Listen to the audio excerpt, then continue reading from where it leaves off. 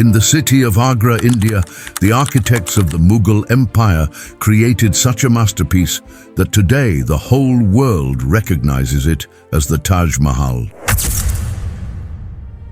This 42-acre wide, far-reaching tomb has beautiful gardens inside, while many clouds of grief and sadness still hover over it.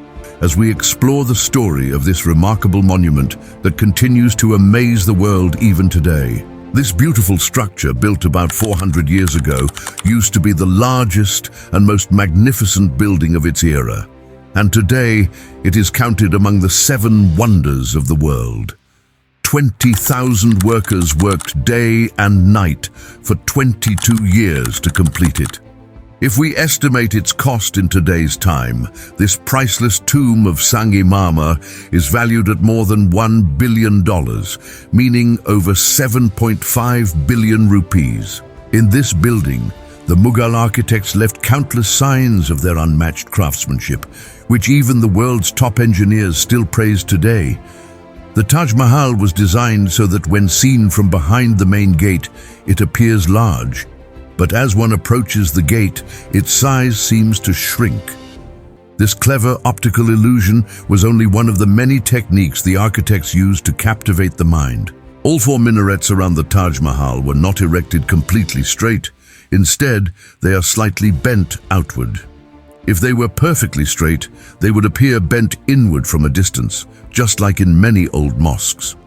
The second reason for bending them outward was safety, so that in case of a powerful earthquake, the minarets would fall outward and not damage the main building of the Taj Mahal.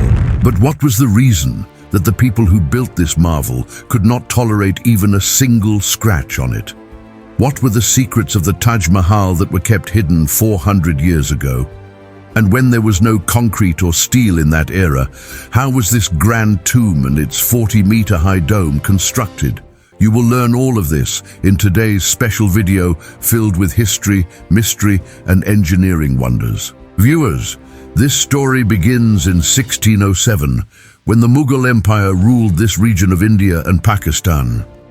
On this day, the youngest son of the Mughal Emperor, Shahabuddin Muhammad Khurram, who would later be known as Shah Jahan, was just 15 years old. A grand celebration was organized in the Agra fort for him. A story began that would one day become eternal in the pages of history. Khurram was the most beloved to the Mughal emperor, which is why on his birthday he was weighed with diamonds and gold.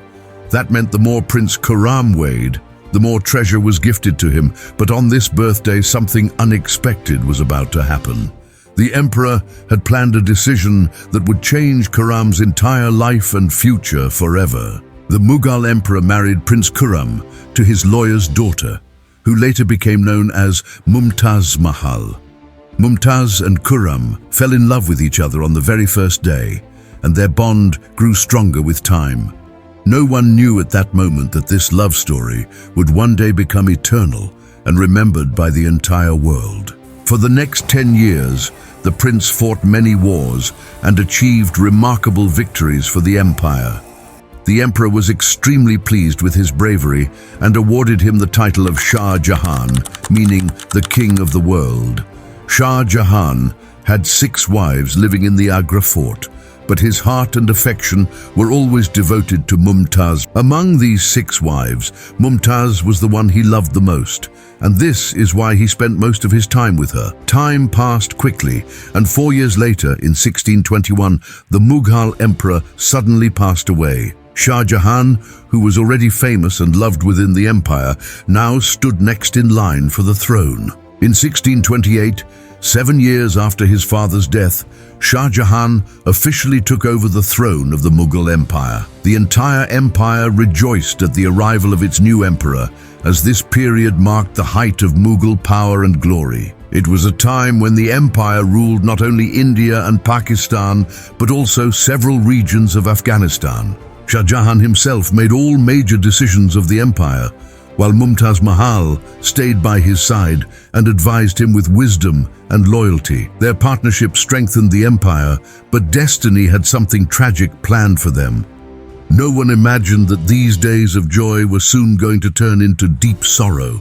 Barely a year had passed after Shah Jahan took the throne when the empire once again faced powerful enemies. A fierce war began and continued for 2 long years, and Shah Jahan once again proved victorious. But just when he was celebrating his success, a heartbreaking piece of news reached him and shattered his happiness. TAJ Mahal, who was giving birth to Shah Jahan's 14th child, had fallen critically ill and passed away on June 17, 1631. The joy of the entire empire instantly turned into mourning as grief spread across the land. This news hit Shah Jahan like a storm of fire and completely destroyed his inner world. Shah Jahan's first love and his dearest wife, TAJ Mahal, had left this world forever. It is said that the shadow of this grief pushed Shah Jahan into darkness and endless sorrow. For the next 8 days, he refused to eat anything, and for the next 2 years, he neither listened to music nor wore any perfume. TAJ Mahal had one last wish before dying, and that was for her grave to be made in the most beautiful cemetery in the world. To fulfill this final wish, Shah Jahan decided to dedicate all his wealth, power, and life to this mission. 6 months after Mumtaz's passing, the construction of the Taj Mahal began in 1632 with unmatched passion and grief. More than 20,000 laborers, stone carvers, and craftsmen were gathered from across the entire Mughal Empire. Skilled workers from different regions were brought to Agra on the special orders of Shah Jahan, and even armies were instructed to assist. Because Mumtaz's grave was situated near the Yamuna River, building the world's most beautiful structure on this soft ground became an enormous challenge for the engineers. The soft riverbank soil made the foundation extremely risky, as digging could cause the water flow to damage the entire structure. To solve this problem, Mughal engineers began digging numerous deep wells into the ground until they reached stable dry soil. These wells were then filled with stones and gravel, after which massive stone columns were placed on top to create a firm and unshakable base. Along with the laborers, a huge army of elephants was also used to lift, carry, and place heavy construction materials. This brilliant engineering trick worked, and finally, a strong foundation was ready, capable of holding the world's grandest tomb, even on soft land. After establishing this powerful base, it was time to create a building design that the world had never seen before. Shah Jahan took inspiration for the Taj Mahal's design from the tombs of his father, grandfather, and uncle. The idea of the minarets came from his father's tomb. The central structure was inspired by his grandfather's tomb, and the concept of the large dome came from his uncle's tomb. When these ideas were combined, a magnificent, balanced, and timeless design emerged, one that would change architectural history forever. Millions of bricks were baked on site to build the core structure of the Taj Mahal. The work was extremely difficult, and huge amounts of money were being spent every single day. The royal treasury was emptying rapidly, but Shah Jahan did not care. His only wish was to complete this monument at any cost and honor Mumtaz's memory. It is said that so many people worked on the Taj Mahal's construction that food and supplies in the surrounding areas began to run out. To meet the needs of over 20,000 workers, Shah Jahan ordered grains and provisions from all nearby regions. The construction continued for years with intense dedication, sweat, and hardship. After years of continuous work, the main structure of the building was finally completed, and now it was time to decorate it with marble. The marble was to be brought from Makrana in Rajasthan, located 400 kilometers away from Agra, because Makrana marble is considered the finest and purest marble in the world even today. Shah Jahan had reserved the entire Makrana marble only for the Taj Mahal, and until the monument's full requirement was met, no one else was allowed to buy even a single block of this marble. With the help of 1,000 elephants, thousands of tons of heavy marble were transported from Rajasthan to Agra. The massive dome of the Taj Mahal is so huge that its size can only be understood by seeing it with the eyes, and 400 years ago, such a 40-meter-high dome could only be built with stones, not steel. The stress calculations performed by the Mughal engineers for this dome are admired even by modern engineers today. For the finishing of the Taj Mahal, it had to be decorated with Petra Dura, also known as Pachinkari, a special art form in which precious stones are inlaid into marble. Each piece of marble is carved with great skill and precision to match the shape of the stone. And then the stone is fixed using adhesive. The glue used for the Taj Mahal was not an ordinary adhesive.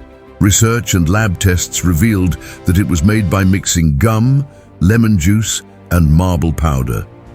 The same traditional glue is still used today for the restoration of the Taj Mahal.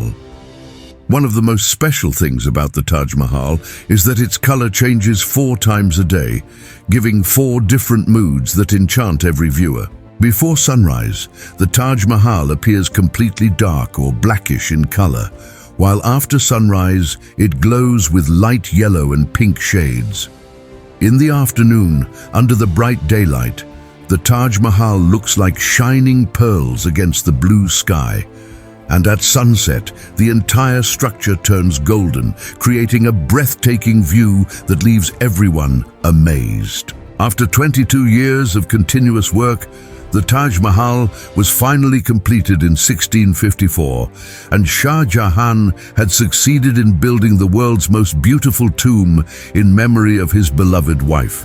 He named this masterpiece Taj Mahal, inspired by the name Mumtaz Mahal. Every year during the rainy season, Shah Jahan would travel to the Taj Mahal through the Yamuna River to visit Mumtaz's resting place. This riverside entrance was specially designed only for the royal family, and unique paintings were made on its walls, believed to be created solely for royal eyes. Although Shah Jahan's most expensive project was finally complete, it placed the Mughal Empire on the edge of financial decline. 4 years later, in 1658, Shah Jahan and Mumtaz's own son removed him from the throne and became emperor. Shah Jahan, who had ruled for 30 years, was imprisoned in the Agra fort and kept under strict confinement. The only privilege he was given was a window from where he could see the Taj Mahal every day. After being imprisoned for 8 long years, Shah Jahan passed away at the age of 74, and it was finally time for him to reunite with Mumtaz, as he too was buried in the Taj Mahal. Hope you enjoyed this video. If yes, then please give it a like. Make sure to subscribe and press the bell icon for future updates. Share your thoughts in the comments. I love reading your feedback. For more interesting content, check out the other videos on this channel. Take care and see you in the next video.